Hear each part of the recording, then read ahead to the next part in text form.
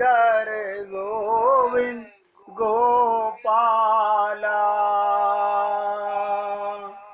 भजो गिरिधर गोविंद गोपाला, भजो मुरली मनोहर नंद लाला, भजो मुरली मनोहर नंद लाला, भजो गिरिधर गोविंद गोपाला, भजो गिरिधर गोविंद गोपाला। बोलिए वृंदावन बिहारी लाल की जय। जय जय श्री राधे, जय जय श्री राधे। सभी भक्तों से निवेदन, ये धनुर्मास की चर्चा, एक मास की चर्चा बहुत एकाग्रचित होकर सुनिएगा। जिसने एकाग्रचित होकर के अपने हृदय में भगवान को विराजमान करके ये सुनने का प्रयत्न किया, उसको एक मास में जरूर कुछ न कुछ अनुभूति होगी।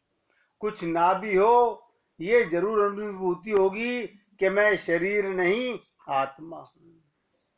एक भक्त ने पूछा, ये धनुर्मास का मतलब क्या है और ये धनुर्मास का उपवास का मतलब क्या है। मैंने कहा भैया सत्संग में ही चर्चा करेंगे। मार्गशीर्ष से पूर्णमासी से शुरू होकर मध्य पोष मार्ग में खत्म होने वाले 16 दिसंबर से 14 जनवरी तक मकर संक्रांति पर खत्म होने वाले, ये जब सूर्य धनु राशि में प्रवेश करता है, बहुत ध्यान से सुनिएगा, जब सूर्य धनु राशि में प्रवेश करता है और जब सूर्य कर्क राशि से उतरकर मकर राशि में प्रवेश करता है, इस एक मास में ये धनुर्मास कहलाता है। इसके अंदर भगवान विष्णु, भगवान श्री कृष्ण, भगवान श्री राम की जितनी उपासना की जाए उतना कम है। किसने ये भी पूछा कि उपवास, मैंने बहुत बार आप लोगों से निवेदन किया, उपवास का नाम आते ही लोगों के मन में एक बात आती है कि अब हमारे को ये खाना नहीं खाना, ये खाना खाना है। यानी हमारा ध्यान केवल खाने की तरफ जाता है। इसमें गलती भी नहीं है, क्योंकि हमारा सदा से यही विचार रहा, माता पिता दादा दादी के माध्यम से हमें यही ज्ञान हुआ, आज ये खाना है, आज ये नहीं खाना। उपवास का तात्पर्य होता है कि एक मास तक मुझे अपने मन को संसार से हटाकर भगवान श्री कृष्ण, राधा, सीता, राम और महाविष्णु और उनकी अर्धांगिनी लक्ष्मी स्वरूपा गोदा जी के ही चिंतन में लगाना है। उप माने होता है करीब, वास माने होता है रहना। और मैं उम्मीद करता हूं आप सब लोग भली प्रकार समझ जाएंगे कि ये उपवास है, ये जो खाने का उपवास है वो सब बकवास है। मोटे शब्दों में समझ लीजिएगा, वो उपवास नहीं, वो तो धोखाधड़ी का व्यापार है। उप माने करीब, बास माने रहना। इसलिए आपसे निवेदन कर रहा हूं, 1 मास तक, अरे गोदा मैया हम पर कृपा करने के लिए बैकुंठ लोग छोड़कर, सोच के देखिएगा, जीवों पर कृपा करने के लिए धरती से उत्पन्न होकर सब जीवों को प्रेरणा दे रही हैं, लेकिन इसके उपरांत भी हमारे मन में जागृति नहीं है।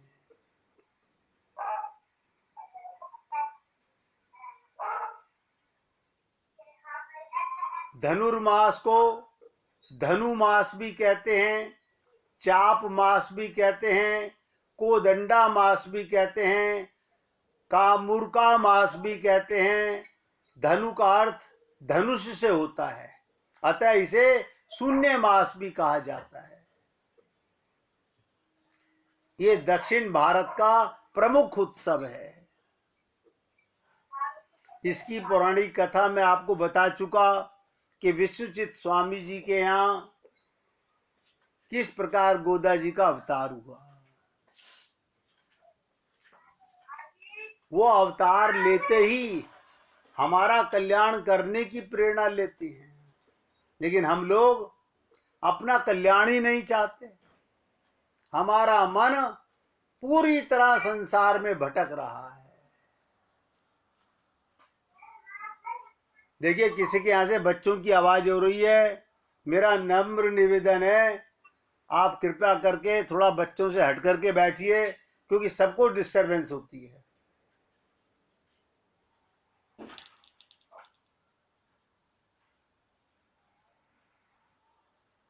जो व्यक्ति भगवान की पूजा अर्चना उपासना, सांसारिक सुख, शरीर का सुख, स्वर्ग का सुख पाने के लिए कामना करता है, पुत्र का, धन का, आयु का, आरोग्य रहने की कामना करता है, वो केवल 84 लाख योनियों में भटकता रहता है। परंतु ध्यान से सुनिएगा, यश श्री गोदा देवी का विवेक एकदम भिन्न है। उनकी कृपा को हम कैसे महसूस करें? उनका विवेक एकदम अलग है। वो कहते हैं, श्री कृष्ण को ही अपना सर्वस्व समझना, भगवान ही मेरे हैं। इनके तो धन, आयु, आरोग्य, माता पिता, पति सब भगवान हैं। त्वमेव सर्वम मम देव देवा। आप सोचिएगा, जब सारे नाते भगवान से ही हैं, तो ये भटकाव किस लिए है?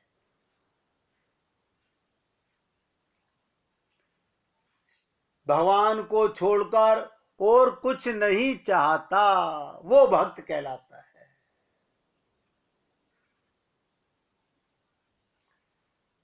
तो गोदा जी सब सखियों के साथ, कन्याओं के साथ अपने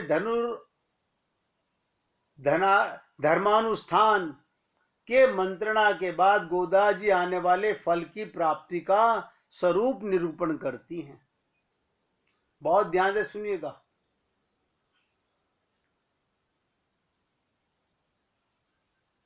क्या कहती है गोदा जी? प्रथम गाथा में नारायण नाम का निर्देश कर श्री भगवान की लीला विभूति का, दोनों से नित्य योग का वर्णन किया। हमारा संबंध भगवान से ही है, तथा क्षीर सागर के शयन का वर्णन करके भगवान के अवतार लेने के लिए उसका वर्णन किया। अब इस तीसरे पासूर में क्षीर सागर से चलकर अवतार स्थल में आने की बात कह रही है। भगवान हमारे कल्याण के लिए आते हैं, अन्यथा इस मृत्यु लोक में पाने के लिए कुछ नहीं है। सीताराम आचार्य जी ने बड़े सटीक शब्दों में, सरल शब्दों में प्रत्येक जीव को प्रेरणा देने का प्रयत्न किया। इस देह में हरि मिलत है। हमने भी सीतारामाचार्य जी की बात का अनुरोध किया। क्या कहकर? आपने हमें सिखा दिया, हम गा करके खुश हो गए, जीवन में उतार के खुश नहीं है। ये प्रेरणा नहीं ले रहे कि इस देह में हरि मिलत है, बाकी सब बिछड़त है, सब बिछुड़ने वाला संसार है। अब इस तीसरी गाथा के अंदर, तीसरे पासुर के अंदर, क्षीर सागर से चल के भगवान कैसे हृदय के प्रत्येक जीव के हृदय में वास करते हैं। अरे पुकार सुनकर ही तो भगवान प्रकट होते हैं। पुकारे कौन? कौन पुकारे भगवान को? जिसके मन में चाहना होगी। जो जीव अपना कल्याण करना चाहेगा वो ही ईश्वर को पुकारेगा। बाकी सब हलवा पूरी खाकर, उत्सव मनाकर और रात को चद्दर तान के सो करके वो कहते हैं हमने कहीं जाना ही नहीं, हम यही 84 लाख योनियों में चक्की पीसेंगे। तो उनके लिए बिल्कुल ठीक है। जिसे अपना कल्याण करना है, जब तक भगवान के कान में पुकार नहीं पहुंचती, कि पुकार कैसी होती है? टीस है, दर्द है। आप सब समझते हैं ये ऐसी टीस, ऐसी पुकार, ऐसा दर्द आप मुख से एक शब्द मत कहो, भगवान सब समझते हैं, जानत हैं प्रभु सबके मन की।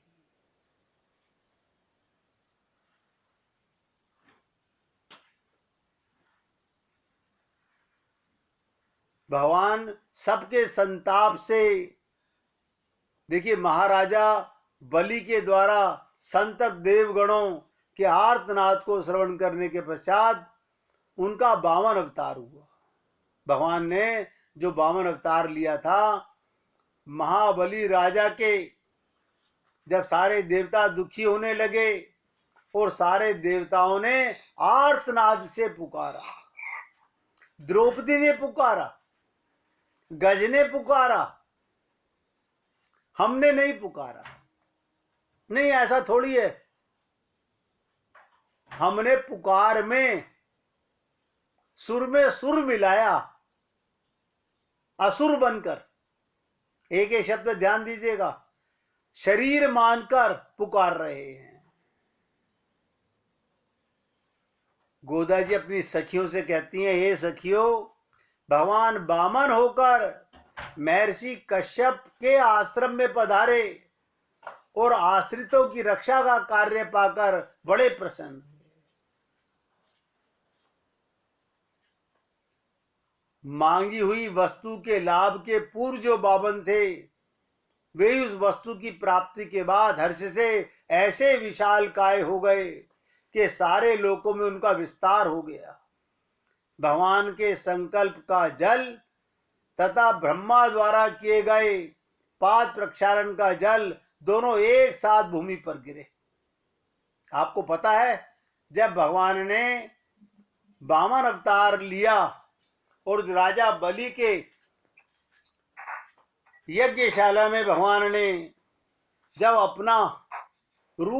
अपना स्वरूप बढ़ाया और एक पैर से सारी पृथ्वी को नाप दिया, एक पैर से आकाश के अंदर ब्रह्मलोक तक गया, तो क्या हुआ? ब्रह्मलोक तक ब्रह्मा जी ने भगवान के चरणार बिंद को धोया।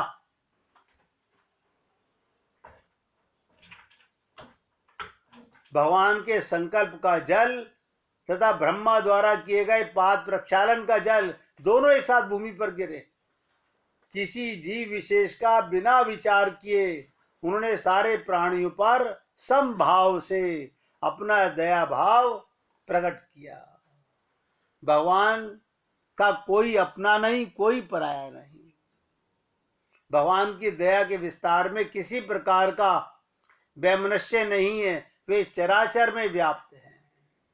तभी कहा जाता है हरि व्यापक सर्वत्र समाना। चराचर में, प्रत्येक जीव में भगवान की व्यापकता आवश्यक है, कारण उनके सर्वव्यापी रहने से ही सारे जगत का अस्तित्व है। आज आप हम लोग देखिएगा, सोच के देखिएगा, कौन है जो तुम्हारी नसों में फड़क रहा है? कौन है जो तुम्हारी धड़कनों में चल रहा है? कौन है? ये माता है, पिता है, पति है, पत्नी है, बेटा है, आपका धन है, आपका मकान है, या आपका व्यापार है? इतना कौन सोचता है?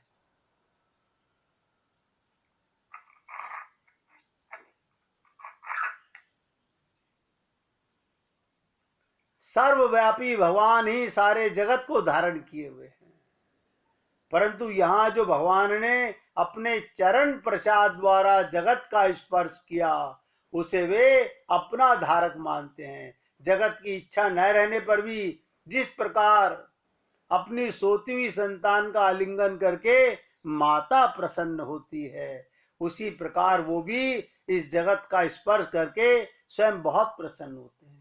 आपको नहीं पता, आपको लगता है माता गोदी में खिला रही है, पिता गोदी में घुमा रहे हैं, दादाजी कंधे पे बैठा के घुमा रहे हैं,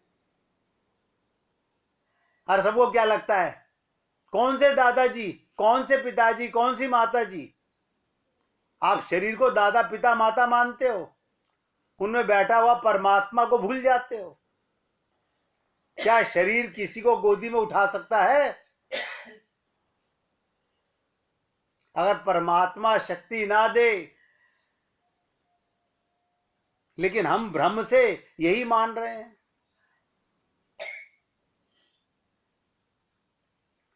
तो गोदा जी सखियों से कहती हैं कि सखियों, श्री कृष्ण अवतार के तुल्य ही श्री वामन भगवान का अवतार, क्योंकि दोनों का समान ही सौंदर्य है। जीवों पर तारतम्य ना देखना भी समान है, और दोनों ही मनुष्य दुष्कर चेष्टाएं भी करते हैं। तो कहती हैं, हे सखियों, सखियों माने सब आत्माएं। कभी ये मत समझिएगा हम तो पुरुष हैं, हमें तो बोली नहीं रही सखी, स्त्रियां बड़ी खुश होंगी, हमें तो गोदा जी सखी कह रही हैं। प्रत्येक आत्मा को सखी कह रही हैं।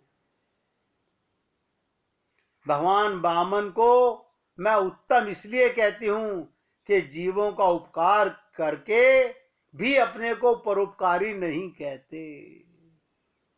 भगवान उपकार करके भी अपने आप को परोपकारी नहीं कहते, बल्कि उसे वे अपना कर्तव्य समझकर करते हैं। जो निकृष्ट जीव हैं, अधम पुरुष हैं, दूसरों की हिंसा करके अपना पेट भरते हैं, और मध्यम वर्ग में वे मनुष्य आते हैं जो स्वयं जीवित रहकर दूसरों को भी जीवित रखते हैं, दूसरों को भी जीवित रखते हैं। बिना परवाह किए, बिना जो दूसरों की जीवित रखना चाहता है, वो उत्तम पुरुष है। अपनी परवाह किए बिना दूसरे की सेवा करना। तो भगवान आश्रितों की जीवन दान करने के लिए सदा तैयार रहते हैं। आश्रितों के लिए ही उन्होंने वामन रूप धारण किया और भिक्षुक बने। भिक्षुक समझते हैं? भगवान भिक्षा मांग रहे हैं राजा बलि से कि मुझे 3 पग भूमि दान में दे दो। सोचिए, सृष्टि का रचयिता, सृष्टि का मालिक हमारे आगे याचना कर रहा है।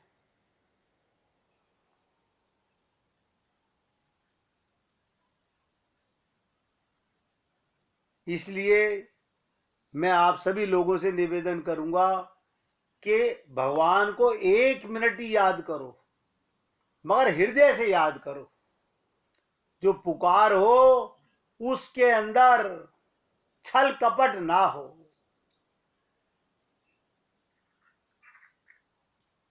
उसमें छल कपट नहीं होना चाहिए।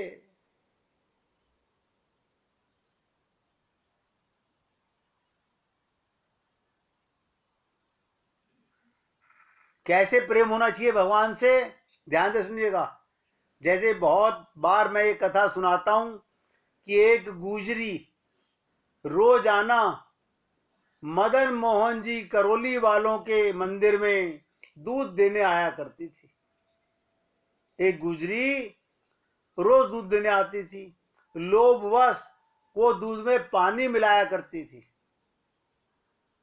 किंतु मदन मोहन जी से उस गुजरी का आपस में बड़ा प्रेम था। एक दिन गुजरी ने दूध में किसी बावड़ी का पानी मिलाया और दुर्भाग्यवश उसमें मछली आ गई। जब बावड़ी से पानी मिला रही थी, एक मछली छोटी सी आ गई। जब गोसाई जी ने मछली देखी तो गुजरी को फटकारा और फटकार लगाते हुए दूध देने की सेवा से हटा दिया कि कल से तुम हमारे मंदिर में दूध नहीं दोगी। गुजरी ने 2 दिन मदन मोहन जी के दर्शन वियोग में कुछ नहीं खाया और रोते हुए पड़ी रही। तीसरे दिन स्वयं भगवान मदन मोहन उसके घर पहुंचकर दूध मांगते हुए कहने लगे, मैं यदि दूध पीऊंगा तो सिर्फ तुम्हारा लाया हुआ ही पीऊंगा। और बात के बीच ही गोसाई जी ने मंदिर में भगवान को उठाने की घंटी बजा दी। मदन मोहन जी भागने के उपक्रम में अपना पीताम्बर गुजरी के यहां छोड़ आए। ध्यान दीजिएगा, उधर गोसाई जी मंदिर के पट खोल रहे थे, भगवान कहां थे? गुजरी के घर में। भगवान भागे, अपना पीताम्बर गुजरी के घर में छोड़ आए और ओढ़नी लपेटकर खड़े हो गए। जब गोसाई जी ने ठाकुर जी का दर्शन किया तो आनंद विभोर होकर पूछने लगे, ये ओढ़नी किसकी ले आए हो? आप सोचिए, अपना पीताम्बर तो छोड़ आए और गुजरी की ओढ़नी लेके भाग आए। तभी वो गुजरी भी ठाकुर जी का पीताम्बर लिए मंदिर में पहुंच गई। अब गोसाई जी को भक्त और भगवान के इस प्रेम लीला को समझने में देर नहीं लगी। तभी ठाकुर जी ने गोसाई जी को आदेश दिया, ये गुजरी मुझे बहुत अधिक प्रिय है, ये रोज मेरे दर्शन को मंदिर में आना चाहिए। तब से आज भी गुजरी की याद में मदन मोहन जी को काली ओढ़नी धारण कराई जाती है। वृंदावन में मदन मोहन जी का मंदिर है, उसमें आज तक ये सत्य कथा सुना रहा हूं आपको, काली ओढ़नी उड़ाई जाती है। क्या कारण था? हमारे मन में आता है ये पानी मिला के बेच रही है। भगवान को भाव की बात है, भगवान भाव के भूखे हैं और हम लोग भगवान को भी धोखा देने में सबसे आगे रहते हैं। इसलिए मैं तो आप लोगों से निवेदन कर रहा हूं कि बार बार सोचिएगा, अगर ऐसे ही हम अपने आप को छल कपट में डालते रहे तो वो दिन दूर नहीं है जब हमारा कल्याण नहीं, हम अपने आप ही अपना बंटाधार कर रहे हैं।